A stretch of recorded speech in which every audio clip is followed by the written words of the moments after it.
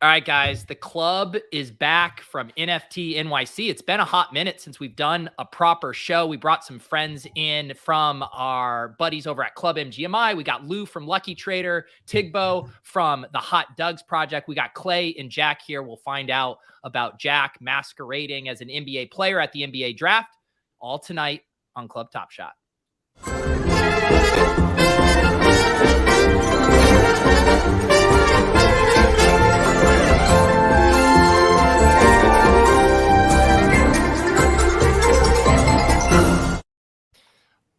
What is up, everyone? We had some absences tonight. I know everyone is wondering where NBL is. I should just say, to be fair to NBL, we did do, what was it, 2 weeks ago? We did the Get Playback stream during the NBA Finals. NBL was there, so he does exist. He is on the show. He's busy these days. I'm sure pinball repairs guys have to take up an inordinate amount of time. Don't we know? So let's bring in some of our guests. You guys obviously know Jack. We got Clay here, but two of our buddies here from the Deposit Kingdom Discord from MGMI. It is none other than Tig Bo and Lou Dog, fresh off of a long week in NFT NYC. How are you guys doing? Feeling good. I feel like finally yesterday I kind of got back to normal after like the longest 3 days of my life in New York City.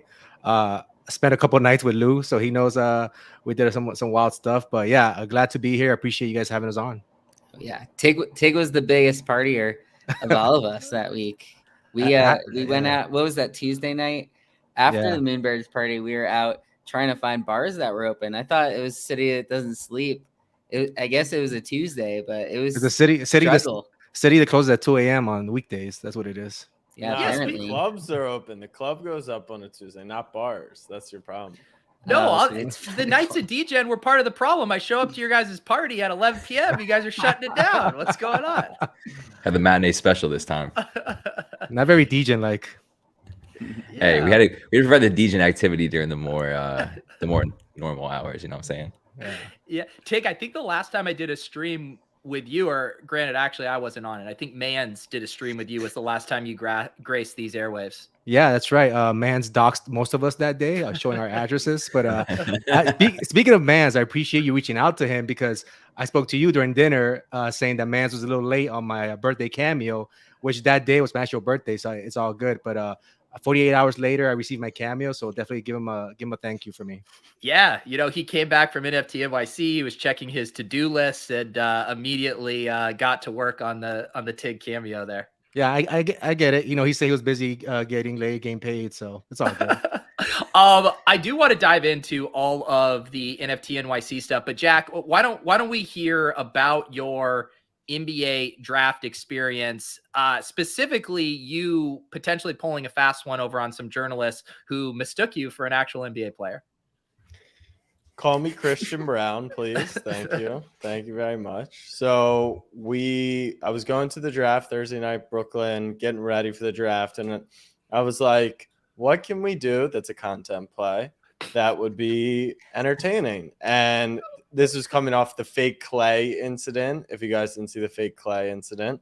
So I was like, I'm sure if I get dressed up, like maybe we can convince some people that I'm getting drafted. Now, I'm not 6'4", but 6'1", put it on a suit, some sunglasses, and walk around with a CTS fanny pack. Like, who knows? That's what gave it away. Yeah. No, that's what convinced people is the fanny. Fanny packs are in, Clay. Let's see this clip here.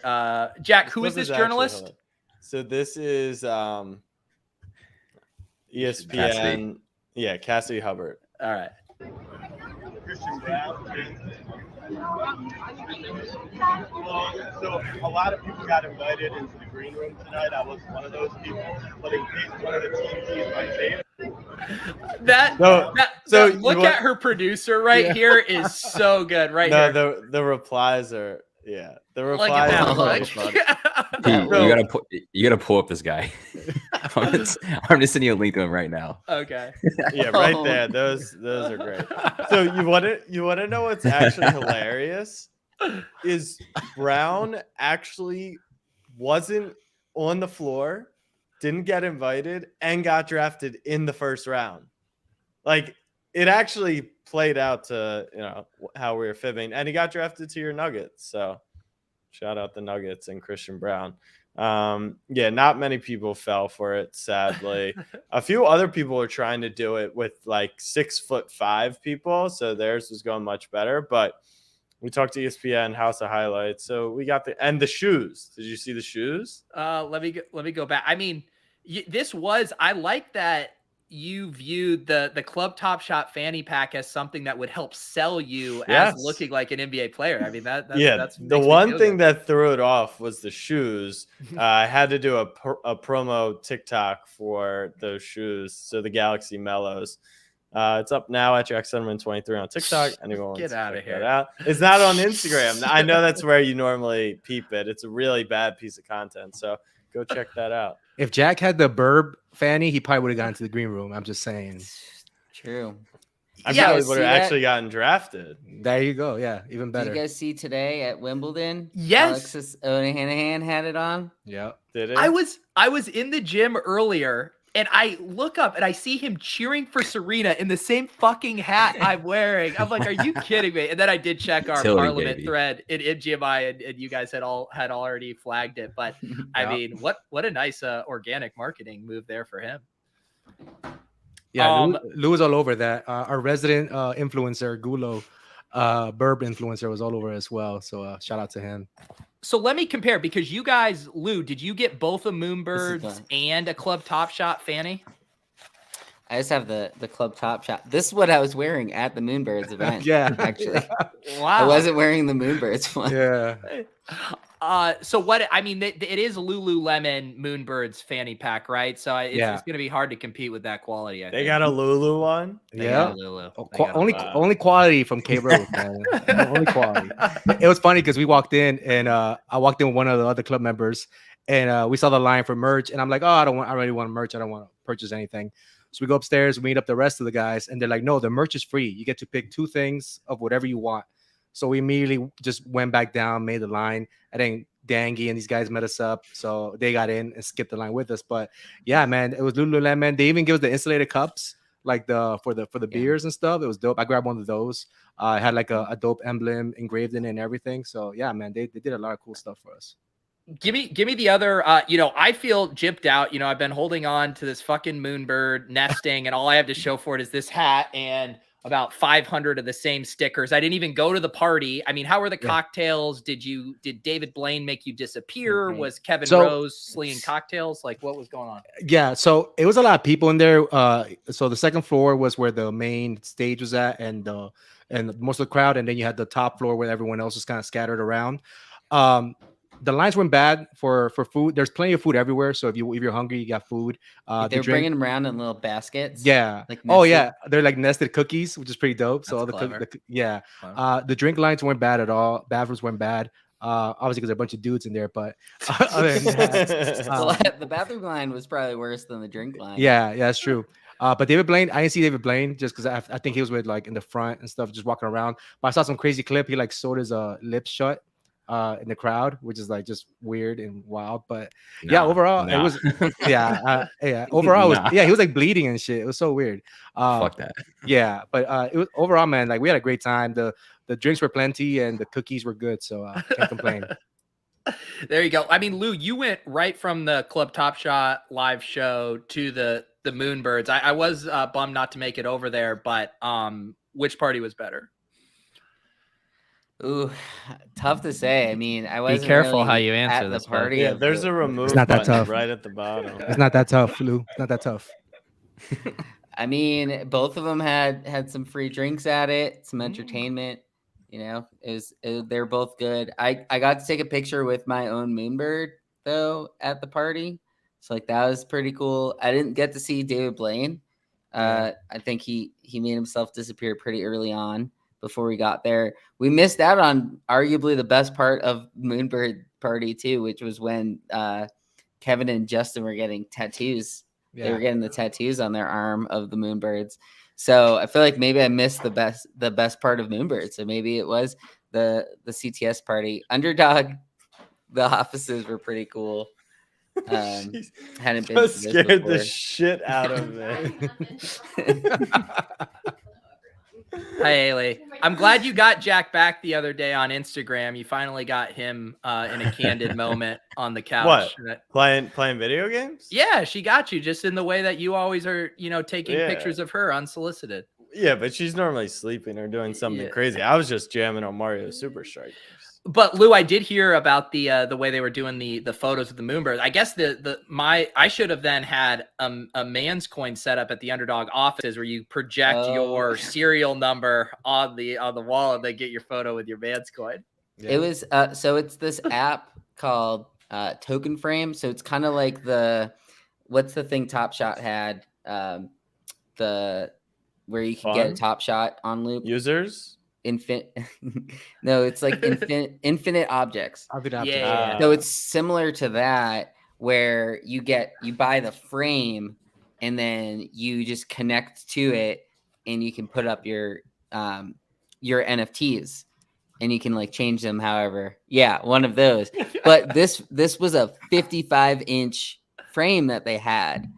And so they were obviously trying to sell it. It was like $3,000. And I guess that's cheap. Probably not the worst place to try to sell that. Like you might get some people who are willing to buy there, but I wasn't doing that. But they let me take a picture. If I found my Moonbird number, I just put it up on the screen. So like that part was kind of cool. They had a couple different like things set up where you could take pictures, like a nesting thing. We didn't get many pictures as a group, but we rolled pretty deep. We had like 15 people from our Discord there. Yeah. Wow. Yeah. Yeah. That's what I was going to ask because the two events I went to were I went to the NGMI dinner with you fellas on Monday night and I went to the CTS live show. I didn't actually end up making it to a single actual NFT party, but I was wondering, do you actually like meet other people there or did you guys just hang out and talk to each other at the Moonbirds party? Well, I'd say we met a lot of people on the next day at that Web3 party. Yeah. The like Pseudo Sisters and Swicky, they were doing a party the next day, and Tig has his Moonbird fanny pack on, and we had the hats, and I had like stickers that I was putting on stuff, and people came up to us. They're like, "Whoa, were you guys at that party last night? It was sick." So we met some people that way, but I mean, some people talked to like Ryan Carson at the event, but I wouldn't say we like found people that we didn't already know, at least from knowing them online. Yeah. It's definitely like a good icebreaker. Like so if someone sees you wearing a hat or whatever from the party before and they were there as well, like it was pretty easy just to kind of, talk about last night and parts you remember, parts you don't remember. But yeah, it was definitely cool to see other people outside the club and just kind of chat with them about it. What was your guys' take? Obviously, NFT NYC came at a moment where markets are down bad, everyone's down sad. Did you guys what were the general spirits? Was everyone kind of like, if you were just plopped down at those parties, would you have never have known we were in a bear market?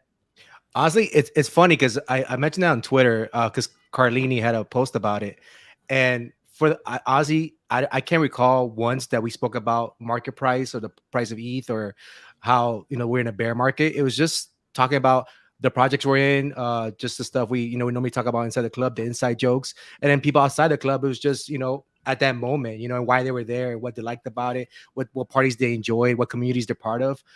So I could say for sure, me personally, I didn't feel like we were in a bear market. The vibes were all good, man. Like it was honestly it was some of probably the wildest 3 days I've had in a long time. And I'm an old man. I turned 37 that Monday, and some of these guys in the club are like 24, 25, and just trying to keep up with these guys was just definitely a lot of fun. But yeah, man, for the most part, I honestly, it didn't feel like we're in a bear market. The vibes and spirits were definitely pretty good. Clay and Jack, is that how the Knights party felt? It didn't seem like there were many bear market vibes when Ja was playing. No, definitely not. It was all like, I echo the same sentiment. I think even throughout the week, like other events I went to as well. Mood was very much up, even though the market's very much down. Knights party was great. I think Ja's performance kicked it. The real story of the Knights party though is you stiffing Matthew Berry on coming through. So that's this guy waited an hour for you to show up. And that was funny. Oh wow. We were in the cab. We were going over there, and you're like, "Oh man, Matthew Berry wants me there." Well, look, if these guys, Tig and Lou, saw the size of my what did I have? Prime rib. The prime rib. Yeah, it was the most monstrous piece of meat I've ever seen in my whole life. It took me like 2.5 hours to eat it. So I'm sorry. I took a picture of mine and Pete's next to each other. I'm like, we are not the same. Mine was like an eighth of Pete's size. What other takeaways did you guys have from the Knights party? Was it because you guys, it was combined with a few other projects there, but it seemed like it was pretty Knights heavy. Yeah, I mean, it was we called it the Monday night party. Definitely it was like kind of our lead, but with some great partners, Vayner Sports, FCF, Swoops, and Silks, which is like another PDE horse racing game. So it was great. Hilarious people there. Like just it was the wildest mix. We had like Rashad 700 was having 5 to 50 people come through that night. I just like got through like looking through the whole registration list between all the different parties together. So it was a good vibe. We took over both floors this year.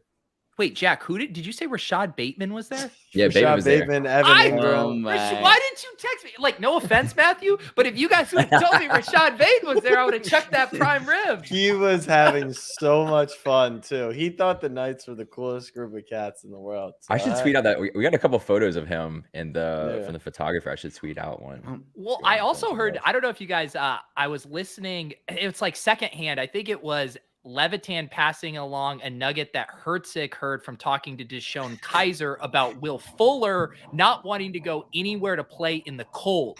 And Green Bay has been a team he's been connected with. And so this piece of alpha got leaked at the Knights of DGen party, apparently. All right, I'll text DK to confirm that. The thing, so we acquired players only, brought Michael Carter-Williams into the fold. He plays for the Magic. The NBA draft was that Thursday. I was trying to get the info from him on who the number 1 pick was going to be. And on Monday, Paolo was like plus 1,500. If that fucker had just told me, then I'd be rich. Instead, I ended up betting Jabari Smith at plus 115 because the odds got hammered. Then it went all the way back. And draft night was a bad night besides obviously being selected. That is actually a big fail. Mr. Sources says over here couldn't get a single scoop to tweet out. Okay, well, to be fair, Adrian Wojnarowski had it wrong too. So fuck him. I do have a source though on Brunson, Jalen Brunson, for all my Knicks people. Please, I mean, it's been reported, so I didn't feel like tweeting it out. I'll probably tweet it out later, but he will be a New York Knick. So how do you feel about that? So I like Jalen Brunson as a player. I think paying him $28 million a year is a lot of money that we probably could just let quickly go, and run the show. But it's not the end of the world, like a lot of Knicks fans are making it seem to be. It's just like doesn't move the needle move. Yeah, and I'd rather not make all these moves this year. And like next free agency is a huge class. So if you had the young players, you have all the draft picks and cap space, then next summer could be a big summer. Instead, we're doing a lot for Jalen Brunson. So that's my feelings. There you go. Coming to a didn't near you. Didn't mean to talk basketball. That's my fault. I asked the question. So why do you think we can't get NBL on this show anymore? Because we don't ever talk basketball. We didn't put NBA on the rundown for tonight. So yeah, So this is actually what upsets me. It's Pack Drip's comment. Not Pack Drip. He doesn't upset me. I don't hate the Brunson move. It's just such a disgusting display of like just taking care of all your people. So like Leon Rose is the GM of the Knicks. He hires Jalen Brunson's dad to come work for the Knicks. His son replaced him at CAA and is the agent for Jalen Brunson. Like, it's just a gross, like, insider deal. So, yeah, kind of shitty. Tig, Lou, any NBA thoughts here during this NBA portion of the show? Dude, I didn't even watch 1 minute of the draft because I was just hurting so bad the next day. I flew home that day, that Thursday, and I made it back like at 4 p.m. I was just exhausted. I avoided the New York City app, which was COVID. So I was happy about that. But I was just exhausted, man. Jack, I meant to ask you, did you actually go into the draft? Like you were in the audience or you were just outside? Yeah. I we were I talking was about in that. a Like, suite. I was in a suite. oh, so my it was bad, my like, bad. Okay, yeah, my bad. the food and My the bad. drinks. Ah, Yeah. gotcha. No, Okay. shout out SeatGeek. Use code Snapback $20 off your order. Yeah, Okay. go ahead with your question. No, 'cause I was gonna ask. Well, you're in the suite, so I guess this question doesn't really apply to you. But I always wonder, like, if we were talking about it, like, how does it feel to be in the crowd during the draft versus watching it at home? Because it's definitely, I'm sure, it's a night and day experience from being inside the crowd, not knowing or hearing the analysts, mentioning the draft or anything like that. Yeah, so I would say the toughest part about it is a couple of things. First off, Woj and Shams will tweet the picks before they happen. So I kind of just turn off notifications while I'm there. Yeah. With that being said, the Knicks were rumored to trade up for Jaden Ivey. Like, they were going to do a lot of things. So you also had to be on Twitter, right, at that point. So I actually just muted it for the Knicks pick.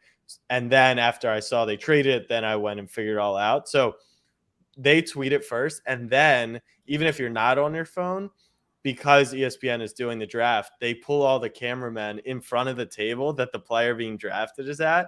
So like, even That's the down funniest to the part. last second, Paolo and Jabari, like, no one knew who was going one. And in the arena, like, you see them all surrounding Paolo. So you kind of knew. But it's fun. It's in Brooklyn. There's no such thing as a Nets fan. So like, for the Knicks, people care. But outside of that, like, I don't think a lot of fans travel for it. I went in 2019, year Zion and Ja went back to back at Barclays. It was a good experience, but that was my biggest takeaway too. Is like, yeah, you don't like have the Woj and Shams tweets per se, but the camera, watching the camera crew fly around is pretty funny. And then you get to watch their whole process for how they're like handheld, off the stage, and they go right to that team's like PR person. And there's like a line of media that they do. They go do like a little TikTok dance. They go into 2 more interviews, and then they have like, they don't have the stream playing like what you have on the ESPN, but they have like in the arena, like I think maybe like the Nets kind of like season, like ticket kind of people who do like the announcement PA stuff. They're doing their own kind of stream within the arena. At least that was what it was like the year I went. I imagine it's probably pretty similar for your. I'm getting a kick out of your guys' description of how they were trying to like protect it with the cameraman. I always think like, how if you're with your girlfriend or something and she has to like get changed in the woods or like at the beach and you're like holding up the towels. No, they don't protect it. Yeah, they don't protect it. No, they just, that's what I'm saying. It's like a huge open area with. I thought they were trying to huddle around them and not reveal it or something. No, that's the worst part. Is the closest thing to that is like the 2 like handlers who are helping the camera crew are like going and like trying to like shuffle people like out of the way as like the camera guys like walking backwards, getting that like shot of them like walking up. I would say I'm a huge fan of going to events, which I feel like is a lost art in this world, because I totally understand I'd rather sit at home, read Twitter, engage in Discord, like just not pay for expensive shit. I'm a huge go to events. I think they're just more fun. The draft, unless you are in like a suite that your shit is paid for or free tickets. I wouldn't highly suggest going unless like it was in Vegas. You're a diehard fan. Your like, team's like that's an excuse to just fucking go and party and say you're going to the draft. And also, at least I went to the NFL draft a few years ago when it was in Philly, and they have all the events around it and stuff like that. As far as I understand, the NBA draft, it's not like there's this huge kind of like events concourse going on, right? Yeah, it's also shorter. It's 2 rounds. It's one night, and half of the players get picked after 11 p.m. So, and no one really cares. Like, speaking of the NFL draft, my recent kick for underdog best ball drafts and trying to get a little bit of an edge has been going through like the different like team YouTube channels and watching some of their like draft night replays to see their takes on the rookies they drafted. I got a much more favorable impression of Garrett Wilson now. Watch some Jets shit. Like, it's funny. I want to say it was Scott Barrett used to do a series where he would watch every single post NFL draft press conference to see like how the coaches talked about the players. I want that like B tier Hard Knocks version that these teams are putting on YouTube these days. Is this how you got into Daz Newsome last year, Clay? No, that was from Chicago that was just presser. That was just from Carolina. Yeah. That was just a homer pick.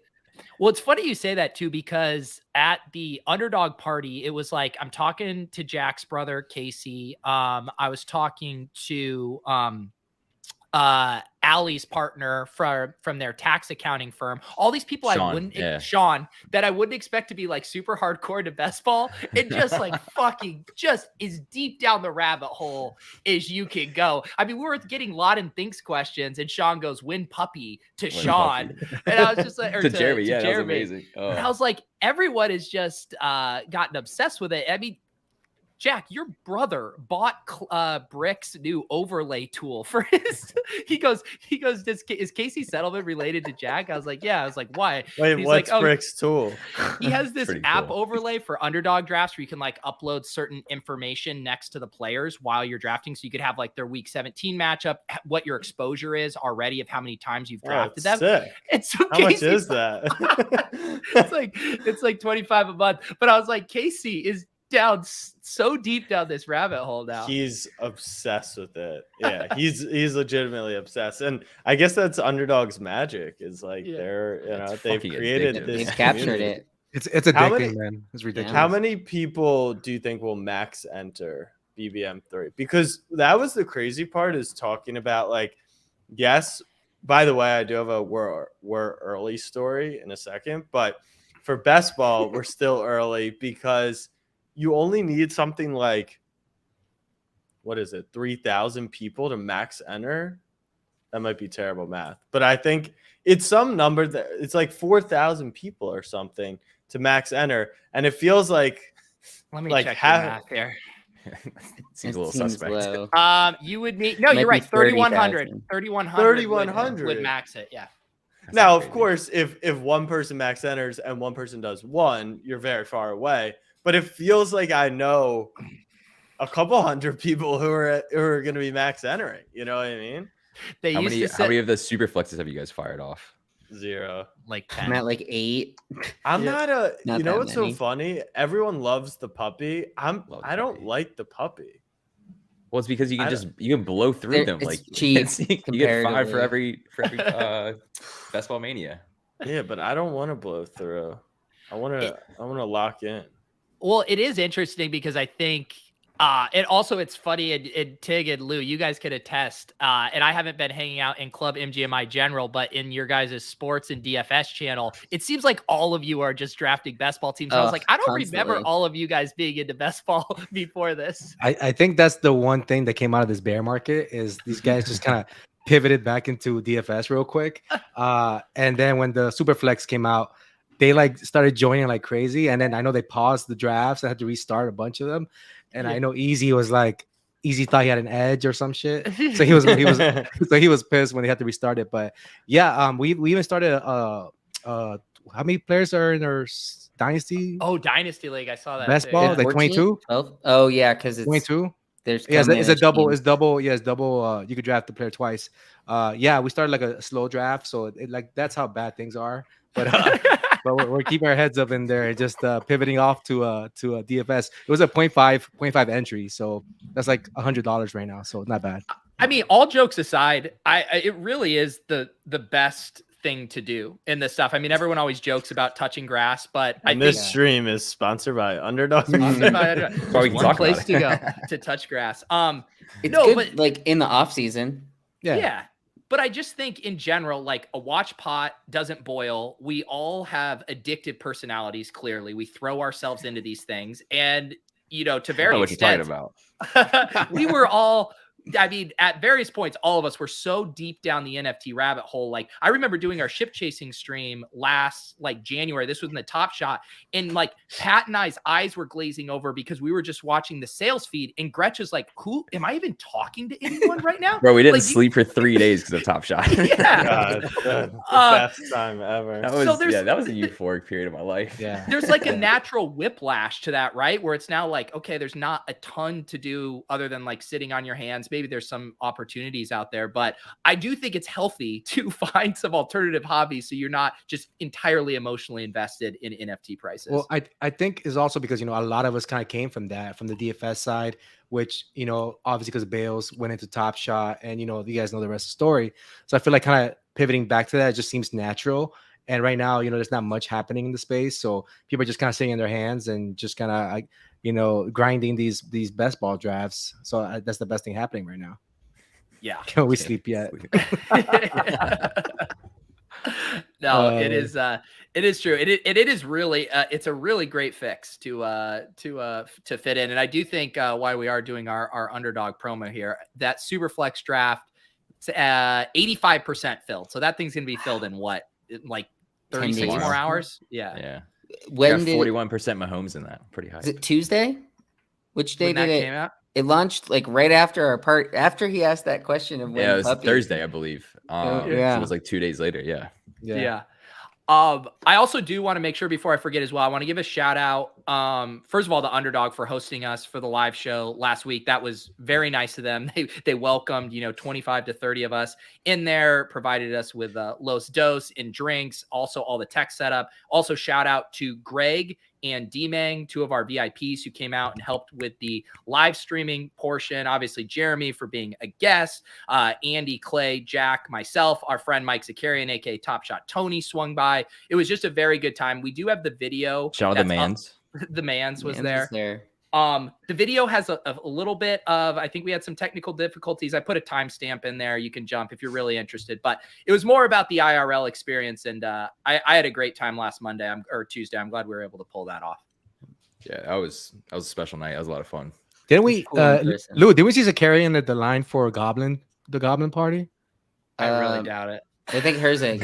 Oh no, Herzig. It was Herzig. Some people were there. It was I don't know. It was Herzig and Eric. Yeah. There was a third one, but there are a couple people that came to it. It was a blur, man. He tweeted it out because it was like, I don't know, there was probably 1,000 people outside of that Goblin after party that only had like a 200 person capacity. It was nuts, and everyone's just like pushing forward. No one can get in, and it was wild. We met some people in that line. That line probably. I'm surprised us not getting COVID. It would have been from that line because it was packed with people. And we were stuffed in there pretty tight. I did notice one thing because I saw you guys all in the Discord, man. It seems like everyone got COVID, but I noticed a distinction. It seemed like the club VIPs. I don't think any of us got COVID, but then Club FGMI, you guys all got COVID. So what the hell happened there? Yeah, the perks is the perks. Dangy got it. Dangy was down bad. Dangy the first night was ready for bed. He was asking when's bedtime, and we were still like midway through dinner. He just wanted to get some rest. He was like telling you to stop drinking too, wasn't he? Oh yeah, he was counting our beers. Thanks, Dad. Well, Dangy tried to Irish exit from the club Top Shot party, and I had to go like grab him by the horse collar and be like, at least say bye to me, Dangy. That guy. It was good to see him. It was good to see all of you guys too. I mean, how many people did we have at the NGMI dinner on Monday? I think it was like 16, 17 people. Yeah. That was it was nice. It was fun. A couple people backed out late. I think we were supposed to have 20. I heard the vibes were weird there anyway, so well, we were at, did you guys see, I don't know, you guys probably didn't, but the Wolf Game people in like Gary V were at that same table that we were at. Yeah, like 2 days later. Yeah, they rented out the whole floor. Like they did the whole thing. They did the whole floor, so they kind of one-upped us a little bit. But they did like custom hats to the wolf that you had. They like if you had the wolf, you had a custom hat, and like they did like a whole lore thing. It was like a wild party. It was like a scavenger hunt and all this crazy shit. Yeah, it was wild. Wow, Dangy really let us down. Babs? No Babs. Babs is like, oh, it's too far. It's too far. I don't want to ask my wife. It's okay. Yeah. He thought it'd be too many calories at the dinner. It's summertime too. Yeah, there was a rumor. There was a rumor that he had to like cut down to like 1% body fat to come out, but he didn't make he didn't make the cut, so he couldn't make dinner. Yeah, it was funny meeting like people that we had no idea what they looked like. Yeah, like, I knew what Tig looked like in Dangy, and then like people would walk up and say like a different name. Yeah, and I just had to believe them because I don't know. There was a TD. People said like they hired actors to come play themselves in that would have been funny. We're all standing outside, and TD comes up. He's like, "Guess who it is?" And we're like, "We have no idea who it is." Yeah, now. And then during dinner, we're all sitting down. The last guy to make it is Midas Touch. And he just walks up, but he presents himself with his real name. We're like, dude, we have no idea who you are. Like, we need your screen name. We need something, But yeah, it was great to see all the guys, and thanks to Pete, because, Pete kind of brought us all together and bring us together for this night, kind of made everything real. And I guess, in a sense, brought us all closer because, you bring the faces to to these names, and it just makes these relationships kind of legit. And we could tell our wives that our internet friends are actually real. Yeah, and it's like you see someone like Tony, the most sarcastic asshole in the world, and then you meet him in person. He's just a big, lovable teddy bear. And now, Big bear. Tony could never say a biting, sarcastic comment ever again. And I'll just be like, Tony. Oh, well, that was the other one. Is like, so the weekend before, I was at a wedding, and that whole experience was rough because one of the flights got missed, and I had to take like a bus, and there was all this sort of stuff. But then, so I'm at this wedding and with someone in the Discord, and no one knew. And so Clampy goes out and he sends this picture of him like punching me in the sternum, basically. And everyone's like, that's what he looks like. He's like 6'4", like 230, 240, something like that. For those who don't know, I'm way Lou, tinier. he's also 6'4", but just Yeah. a little So lighter. he's just like so much bigger than me. He sends this picture in the Discord, and everyone's like, how do you guys even know each other? And he was someone that I knew before the Discord. Oh, wow. And so like I invited him in, but like most people don't know each other. But there's a lot of people in the Discord who knew one other person. Yeah. Like there's probably like 6 Canadians in our Discord, and half of them came from Babs, like they were his children. Were like friends, his igloo children. Yeah, it's funny because being at these parties, I gotta say, I think Club NGMI is taller than the average, I guess, group of friends. Yeah, because all of us are pretty like 5'11" or higher, maybe besides Lou and Easy. Everyone's pretty much tall, so it's a definitely tall group of guys that we got.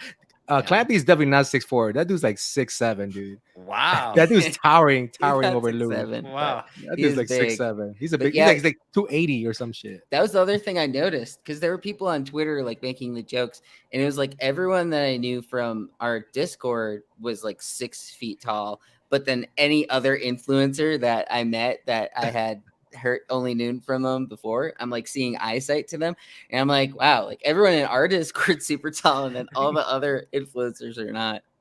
Speaking of influencers, and that Jack, did you see who's Jeremy's been hanging out with at his with Farouk? Yeah. Really? Oh, Yeah. wow. Why? I don't know. I just Did see he him all invest his in Rug photos. Radio? So I saw Jack was on Ike's Lunch one day. yeah, Influencers. Pete doesn't even know what that is. I Pete don't. does. Oh, it's So- like the Yeah. hottest thing in BDGEs? TikTok. Come Yeah, on, get out of here. yeah. What do you mean I don't know what that is? I forgot. I go Yeah, on it was TikTok, like- just not Snapchat. Get out of here. So Jeremy, I think with Seed Phrase through like a VIP post NFT NYC event for Palm Tree Festival. So I think that's how him and Farouk crossed paths. And also, what was your thing? You were at the beach. Clearly, you got a sunburn. So, like, what No. happened there? So beach, I just play in a beach soccer tournament once a year with my friends. We got smoked, but I put on sunscreen 4 times in one day. Didn't get a single burn. Then today I was shooting something for MSG, and 3 hours in the sun, 2 hours, because the first hour it was shady, and I got fucking ripped. This doesn't even do it justice. Nice It's like line. a different color. Anyways, good This is an segue. amazing jersey. Yeah. Like, Hey, guys. it's not just a t-shirt. No, it Are was your just- shoulders bad too? No, man. Nah, That- it oh, wasn't that a looked- jersey. Yeah. That was like a fucking New York That's Knicks crazy. jersey V right there. Yeah, that looks Wow. painful. That looks really painful, dude. It is. Can you give us It a little is. like a little slap you on Oh. the shoulder? Let's see. Lou, so people in the Discord tagged me with this photo of you and Clampy. Am I allowed to show this? Yes, please. Yeah, I mean, I think so. Okay. I mean, this is hilarious. This is like, is this of Mice and Men? Like right here? Like, Oh my god. That is incredible. That's amazing. What does it help that Lou's Also, like doubled bending over, over from to his make it punch? even Like, worse. I'll take the over on 6'4", by the way. Thank you. Thank you. Yeah, that's Yeah. a big boy. Wow. Goodness. All right, let me Uh, tell you really quickly why we're so early. So today, was shooting something with MSG Networks, and it's presented by Coinbase. And so you ask Knicks fans who their favorite player is, why are Knicks fans special, whatever. And then I have to ask about crypto. So I talked to like 10 people, and a few of them who I know, we kind of planted them, cheated it a little bit. But I would say out of the 10, 2 people knew what NFT stood for. I'm kind of bullish. Like, I don't know. I mean, think about it. Like, how do you not know? It was everywhere, or at least in our world, it felt like it was everywhere. Some people didn't even know like what Bitcoin was or like what crypto was. And I found that pretty shocking, not because we're so deep in it, just like I feel like it's now just everyone knows what cryptocurrency is and everyone has heard of Bitcoin, but no one like none of the people owned any crypto. None of the people owned any NFTs. So I think we're pretty early. I don't know. What do you guys think? Well, it's funny you say that too, because I just see this tweet come across my timeline too. I had missed this one. Kevin Hart, builders build, and I've been busy building. I'm obsessed with building my metaverse. Oh man. So to your point, like, I mean, Kevin Hart has 37 million followers. I mean, if he's tweeting about the fucking metaverse, how early are we? But Yeah, I that think it's but I will say, and I always remind people this. Twitter leads a lot of dialogue, but it's a very small percentage of people who are actually on Twitter. Yeah. And I'm always reminded of that, of like, because we constantly consume it, we think that everyone sees it, but it's not a lot of people who actually see it in the grand scheme of things. So I would say if he did a Netflix special on the metaverse, then maybe more people would know. It is true about the Twitter thing too, because it's like everyone with a platform, journalists, celebrities, athletes, like everyone's on there. So it feels so much more zeitgeisty than it actually is, where it's like the average, if you're in those media content creation stuff, it like feels like all there is, but I don't think the average person is scrolling through their Twitter feed all day. Like, I would say that a lot of people like didn't even know about the Trump Twitter saga, which is like insane, because if you were on Twitter, you didn't miss that. But like, to think that 80% of the country wasn't reading through all that politics stuff, like it makes you where are people getting their information from? Realistically, they're not, and they're just making shit up. Well, wasn't one of the headlines this weekend or this past week was NFTers that lost all their money partying in NYC with the hope or with hopium or some shit like that. It's just like the way they kind of portray these things are just so bad. And I guess that's just like you said, it's about being where you get your news from. But because if like we mentioned earlier, if you were there, like the vibes were totally not that at all. But yeah, I feel like Jack says, we're still early. You know, people are building super early. Yeah. I'm still in the locker room. Slapping asses. No, I'm not. My teammates aren't even there. I'm just eating Tendies pregame meal before people even show up. Nice. That's how early I am. So let me ask this to Lou and Tig, who went to a bunch of events. The Knicks made a move. The Knicks are trading Nerlens Noel and Alec Burks to the Pistons. Sources tell ESPN the Knicks will unload $19 million more in salary, clearing the way for cap space to try and sign free agent guard Jalen Brunson's. Jackie Pax had it first, folks. Wow. I had it. That alpha. What I was going to say to you guys was, a normal criticism of the NFT space, you'll often hear it's like, oh, these are just the same 1,000 dudes minting and flipping it to each other. Like when you see 1,000 people in line for fucking Goblin Town or the people lining up for 8 Fest, does that change your perspective on that? Like, does it feel like this is just the 1,000 hardcore fans, or has it gotten bigger than that? Well, Lou, you go ahead. I'd say it's bigger than what it was in, say, like, I don't know, last June to August, like actual summer months, because like you see things like Moonbirds and Other Side, like you're seeing people come for like the better stuff. But I do think that there's not as many like successful traders as maybe people originally thought. Oh, like everyone's winning, that sort of thing. The people who are winning is like a small subset of it. The people that are winning a lot. So that's how I think of it. But yeah, there's there's thousands of people there at Nft NYC and coming to each of the events. Like, I don't know how many could get into Ape Fest, but I'd assume over 4 days, like that's thousands of people that were able to attend at least one of the days, whether they were even like a significant other for someone too. So I think it's bigger than it once was, but there's so many different projects now that it still might not be enough people to hold up a lot of them.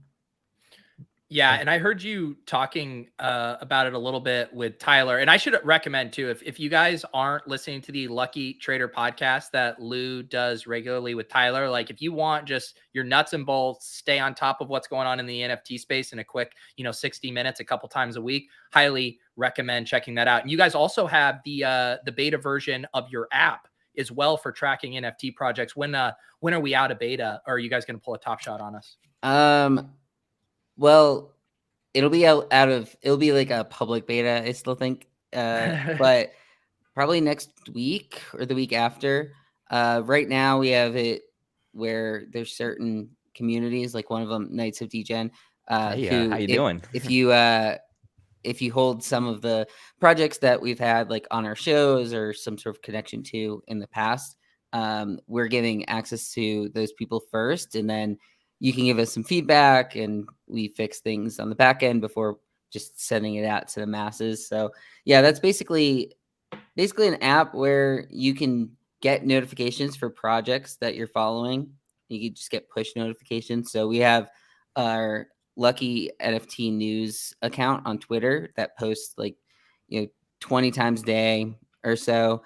And it's whatever is happening on just in general NFT news, and we'll post stuff from the biggest projects, and it comes to you on a feed like that, so you can choose which projects you want to get the notifications on, and they'll get it sent to your phone. And then we also have, you can track your own wallet if you'd like. I know a lot of people don't want to necessarily connect their wallets, but you can enter in a wallet address and track it as well, so you don't have to have MetaMask to do it. So that's pretty much what we've been working on over there. And then we're going to be creating some other cool tools. We just did one called the Sharp Report, which is basically what are people we've deemed sharp in the industry buying into. And then we're building out some other fun tools. Yeah, what's your ETH address, Jack? Do you need a head of winning? Yeah, if you want to track Jack's wallet, you can just enter his in there and it'll pop up with what he's buying. It actually just automatically gives you the contra trade on whatever Jack does, whatever he buys, that it blasts out the sell alert. Bad trader, great investor. Great investor, great player, trader. bad shooter. Yeah. Yeah, definitely. The app's sick. I'm in the beta. Suck it, Lou. And it's actually really dope. So is it out? Under the rim, Andy 8052. Yeah, it's just for, P put the link in there. I think you can download it off of it. But yeah, we're still working out kinks and stuff. It's funny because when we went to launch the app is right when OpenSea decided to change their contract to this Seaport thing. Yeah. And every tracking site basically broke for a few days because they just changed how you had to remap everything in order to pull in volume and floor price and stuff like that. So we're like, wow, great. Now we have to push this off because we have to fix the data that's coming in. So never a dull moment with stuff like that, right? So right before NFT NYC, they just decided to change everything. Clay and Jack, Max wants to know, how did Knights of Degen get access? It's in our Discord. I'm going to be sending out another announcement about it tomorrow too. But yeah, I'll drop in our Discord again. Tig, I wanted to get your thoughts on that question too, that initial one about just kind of seeing the volume, seeing the people there, if it made it feel like there is a bigger NFT movement going on, and it's not just, the same 1,000 people doing this shit over and over. Yeah, it's weird because we're in a very small Discord, and Club of GMI is only 200 of us or 190 of us, whatever it is. And then I'm in another Discord was a bigger size to it, and even being in the contrast of those two, even just seeing it live, it still felt very small. I got to the marquee, which is where the the main convention was at, and I went to go meet up with Dangy, and I'm trying to get into the lobby. I'm like, oh, cool, I'll just get in this line, thinking that was a regular line, but that was the line for registration, and it like wrapped around the block. It was insane. Like I did not expect that many people there. I think definitely I was taken back by that. I think like, you know, it felt like a lot of people, but I feel like we're still small. And, you know, a lot of the same people kind of went to the same events because a lot of them hold different NFTs, but a lot of them kind of, you know, the same cliques, same groups and stuff like that. But to lose sentiment, I feel like, yeah, it definitely felt like there's a lot of people there, but we're definitely still have a long way to go to make this, you know, a bigger thing than it really is today. I feel like even that goes to like where Ape Fest could hold its own. I feel like if Ape Fest was its own thing by its own without having the conference at the same time, I feel like they could hold its own. Whereas these other communities still have a ways to go to make it that big, you know. But it was definitely great to see like the parties that these communities put up, the concerts, the talents that they brought in, the DJs, everything was just really impressive to see.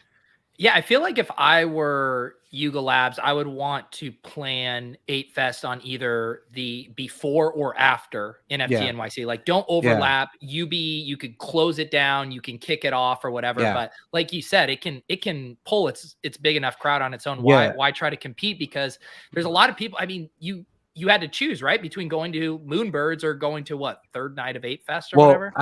Like me, that was Tuesday night, so TTS was Tuesday night. And I had to go to Nifty Portal Party or CTS.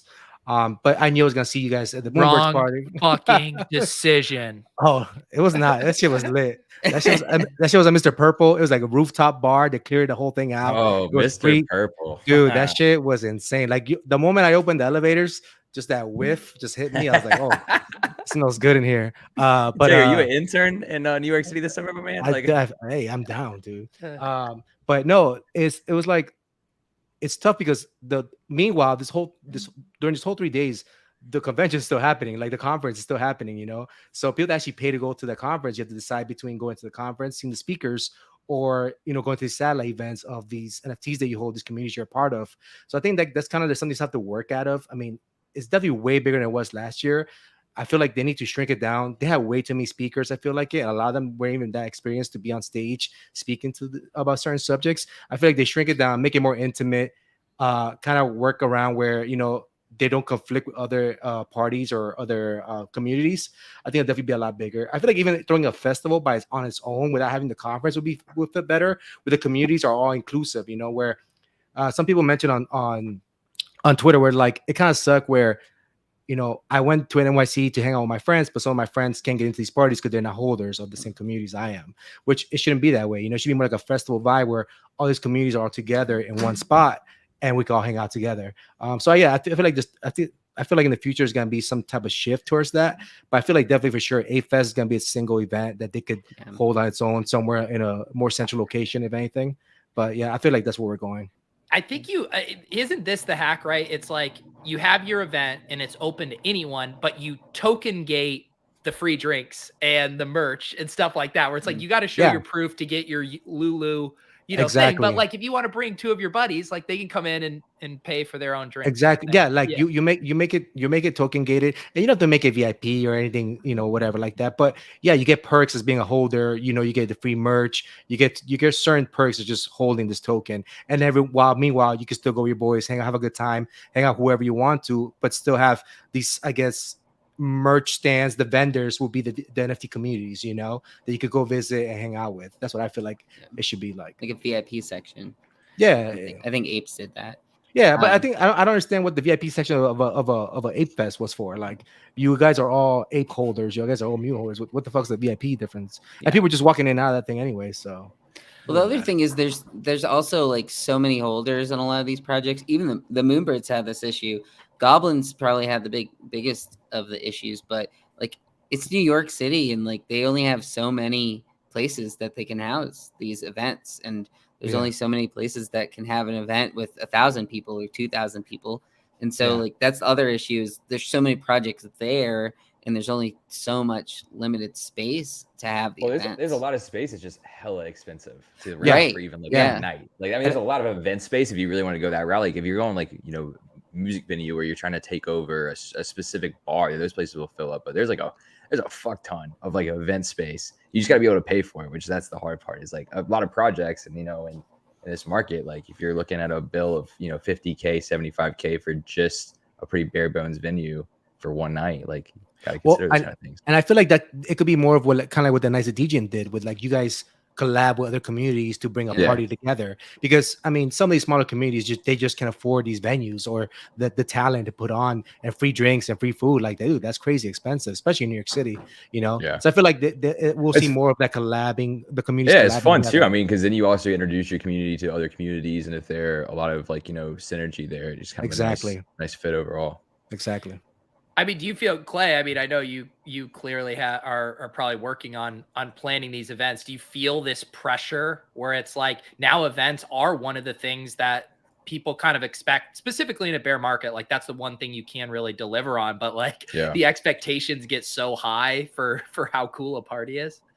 Yeah, I mean, it's definitely something that, I wouldn't say it was like stressful or anything, but it's definitely something that we have like top of mind is like, what is that experience? Especially from like last year. Like we felt like last year we kind of like, Nft Nyc in the fall, had like a great time at our party. And so we also kind of just wanted to like at least live up to that kind of vibe and energy what the first one was, and kind of surpass that with doing it bigger this year and more floors and stuff. But yeah, it's a balance. And even like the whole kind of thing about like how you token gate aspects of a party, but also want to have it open so new people experience like what you're doing, but then you also give something unique and good value to your holders. Like there's so many different nuances that just go on like levels above just organizing a party from the jump. But I think it's and it also depends on if you're doing it like a conference, or we do parties like the Super Bowl. That's like a different experience for us too. Or we did smaller stuff down at Consensus, like real nitty gritty like speakeasy kind of vibes. So we've been trying our hat at a lot of different stuff, but Nft Nyc being a big staple for us. And I think the part of having it open to the public as well, you're allowing others to, like you said, check out what you guys are doing, check out your community. You could have that access to onboard people that might not know what the Nyc DJ are about. You know what I'm saying? Yeah. So I feel like that's kind of where there might be a shift towards in the future. Yeah. Tig, I do got to get the story. So you are the community manager for Hot Doug's, a project that's friends of the show, friends of the Discord. Dangy got to meet Hopper and Chenko at the NGMI dinner, the two artists behind Hot Doug's. But you guys have had some rough times lately, some legal issues. What's the current state of the Dougs? So the Dougs got delisted from OpenSea. We got a DMCA takedown.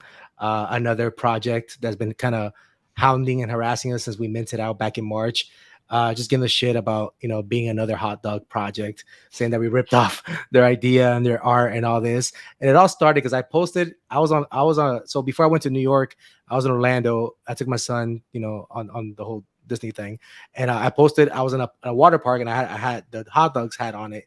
It was a black and white logo. I posted it said the Hot Doug Summer Tour continues, because I've taken like 3 different water parks. So I just said the Hot Doug Summer Tour continues, and the Hot Dogs retweeted it, and this other project saw it, and they said, "Oh, you guys literally ripped off not only our project, but you ripped off our logo, which was literally a black and white outline of a hot dog." Like so, literally 2 days later, we got the takedown.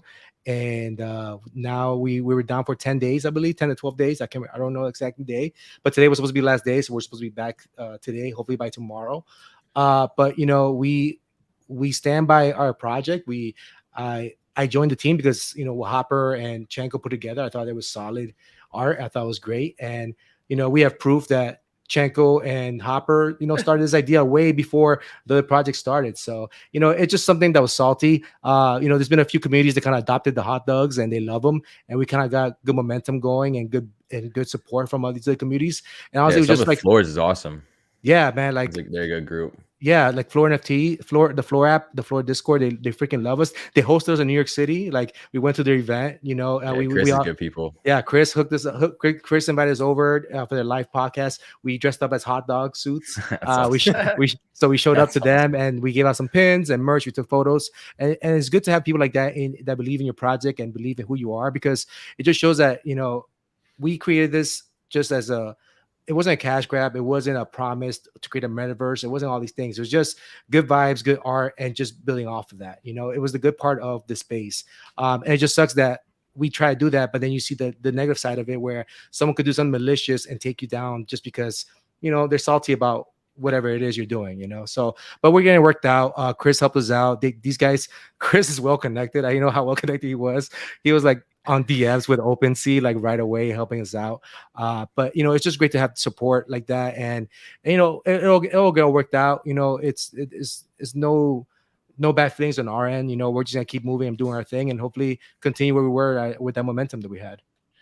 Yeah, I mean, there's so many things working against NFT projects right now in this current landscape. So to get delisted from the biggest, open NFT exchange. Honestly, like just the reason they submitted why we got taken down was just like so lame, and then they denied that it happened, and we're like, we have the legal papers. It says your name, it has your email, it has like you kind of have to dox yourself when you do these things, So. It's all good. Like I said, hopefully by tomorrow we're back up in Adam. But it does kind of hurt because we were kind of rocking right before we got taken down. Like that day we had like 150 sales, and people were sweeping the floor and all that. But like I said, hopefully it gets worked out and we'll get back at it. And for the most part, we feel bad for our community. We've had some people that have been there for a long time since day one. And if we went out to Times Square with a hot dog suit, and a few of the members met us out. We gave out some pins. Gave us some merch, some hats and stuff like that for different people that we ran into. So, even though it kind of sucked that this happened right before we went to New York City, because, we're definitely planning to meet up with community members and the floor people, but whatever, it happens. We went through it, and we're going to get back on it. So it's all good. I feel like you guys should lean into this other project. You guys both put on your hot dog suits, and the two artists in hot dog suits do a boxing match, and then the winner hot dog gets eating to contest. or the hot dog eating contest. Winner gets to keep their coming up seat. soon. Yeah, dude. Yeah, we Monday. definitely. 4th of July, yeah, for sure, man. Yeah. What are you guys doing for that? Y'all got to go out there in the hot dog suits. Dangy's probably eating 6 hot dogs again. Yeah. You know what? Chenko and Hopper, they come up with these ideas. We did some stuff for Memorial Day weekend and all that stuff as well. I'm sure they have something for 4th of July. I don't want to say anything. Speak without the concrete details. But like I said, right now our main focus is just kind of getting back on OpenSea. But if you want to purchase a hot dog, we're on Looks Rare and X2Y2 if you want to support, and hashtag free Doug. Oh man, I gotta check my looks bags these days. I haven't looked at those. I logged into my DeFi Kingdoms the other day. Oh, don't look at those bags either. That's that zero. Harmony actually died. I saw that like too. The whole chain. That's what made me go look at it, because I saw Dangy's alert about maybe taking shit off, and I was like, I don't even have enough now to even warrant taking it off.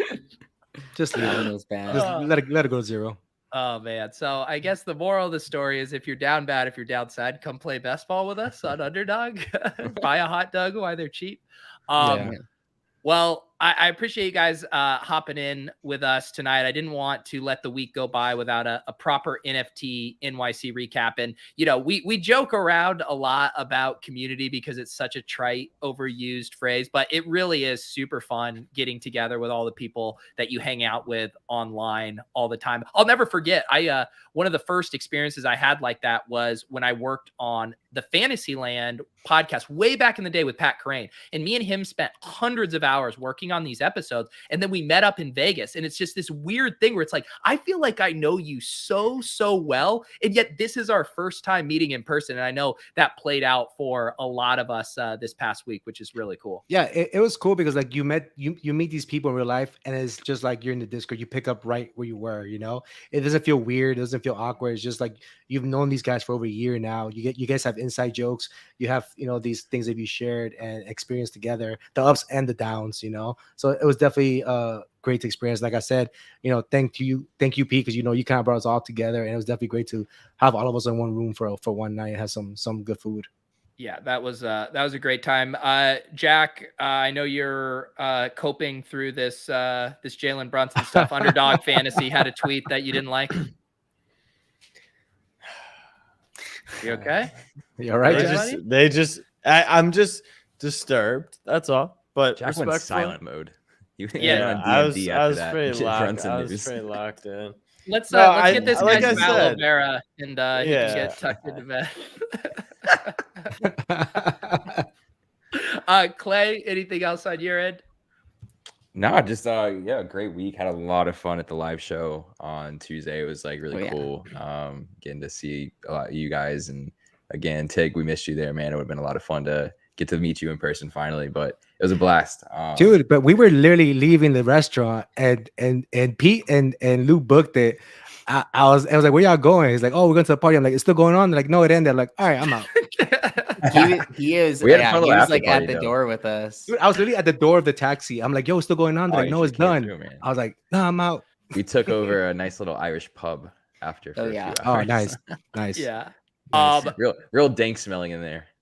Well, that was the funny part, because that was the old improv hangout, McManus bar. And so Zakarian and I had been there after various improv festivals. So then it was the NFT festival. And I was thinking, like, if you would have told, it must have been like 2012 or 13, Pete, that you'd be like back at this bar, but for an NFT conference. And I would have been like, what the fuck is an NFT? And why am I here again? Yeah. Mike was probably the best part of the live show. And I feel like because I watched some of the replay back, I feel like it didn't do it enough justice. Like when he came out there and when he brought the book out from behind his back, I didn't even realize it was there. And I was like sitting next to him. That was prime. The best part about that is I had mentioned in our group DM to Jack and Clay and Andy that Mike was going to do that, but I just like forgot or never felt the need to prep Jeremy on it. And so Mike was telling me after the show, because he's like staring down Jeremy as he walks in to intro that bit, and Jeremy was so confused because this is like his offices and stuff, and he's like, wait, is this a guy that just burst into the office here, or is he supposed to be doing it? So yes, Mike was very funny as Top Shot Tony on that bit. Just got an offer on my Akutar. Oh, how much? Jack's still in the NFT streets, I see. You love to see it. You love to see it. Yeah. I'm Great not a fucking pump and dumper. I'm just a down bad tremendously. Yeah. I was trying to coin a new term because I was thinking of it in the best ball contest, but I was a FUD and scooper. You FUD it and then you scoop it after they're on the dip. So that's what we did with Sky Moore there for a while. We got to FUD it. Now we can scoop it again. Appreciate you guys hanging out with us tonight. I don't believe we're going to have a stream next week. I won't be here. If these guys want to rally, if MBL wants to do a 90-minute soliloquy on Top Shot, I will provide him this platform to do so, but I think we'll be off next week. Otherwise, appreciate you guys hanging out. Tig, Lou, thank you guys for coming on. Check out the Hot Dugs. Check out Lucky Trader. Maybe one of the Lou, when's the next NGMI stream? You guys have been on a hiatus too. I don't know. Once someone does get sick, next week is going to be a holiday. So we'll Tuesday. Do it on one of these Mondays. Do the Tuesday slot so people can get their NFT fix next Tuesday when we're on bye week. I just want to, speaking of Club NGMI, just shout out to Babs. I can't imagine not having a Burb Lululemon bag. So shout out to my Burb bros. Missing that party. And imagine missing that. Moonbirds. And he can't imagine having 1% body fat. So you take some, you lose some. Let here, Babs. I'll make it up for you. I'll send you the real fanny pack prize of the week. I'll send you a club fanny pack. All right, guys. Clay, Jack,